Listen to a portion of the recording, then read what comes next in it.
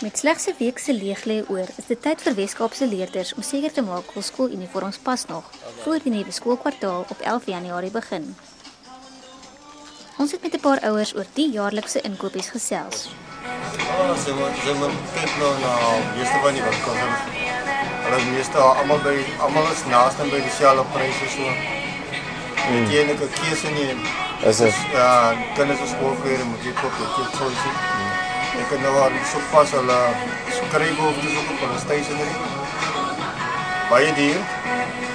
So onder die regering se subsidies is dit baie expensive vir ouers om nowadays kind op die skool te hou. Dis nou buite behalwe hulle schoolfees en hulle transport en alles. Ja. Maar school vandag op die school, kinders vandag op die school toe is 'n bietjie baie. Ja, ja. Kost baie vir 'n ouer ja. Ons het die skoolsagte gekry, baie goeie pryse. Okay. En sê of my het julle al baie van julle shopping gedoen vir skoolklere of? Ons het ja. Is dit? So meeste van dit is gedoen. Meeste is. Hierdie is nou net die laaste bietjie goedjies wat julle moet kry en so aan. Okay.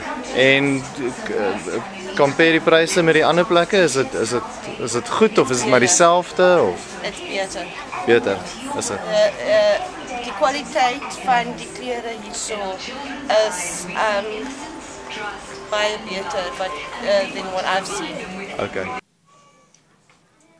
Vir meeste is dit maar 'n duur storie. Kenners meen ouers met skoolgaande kinders moet liefs vroegtydig reeds geld wegberge vir onvoorsiene uitgawes in 2012. Ek het met mevrou Ina Wilken, 'n onafhanklike verbruikersaktivis, gesels om te hoor wat is die uitdagings waarmee ouers te doen gaan kry in 2012, veral ouers van skoolgaande kinders. Nou sy het gesê dit gaan waarskynlik 'n moeilike jaar, 'n ekonomies moeilike jaar vir almal wees, maar veral ook vir ouers met skoolgaande kinders. Weet, ewe skielik het jy uitgawes waarvan jy nie bewus was nie.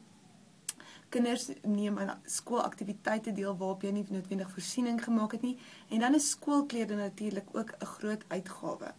Nou sy het aanbeveel dat ouers daarvan moet kennis neem dat kinders veral wat hulle kleiner is baie gou uit hulle skoolklere groei.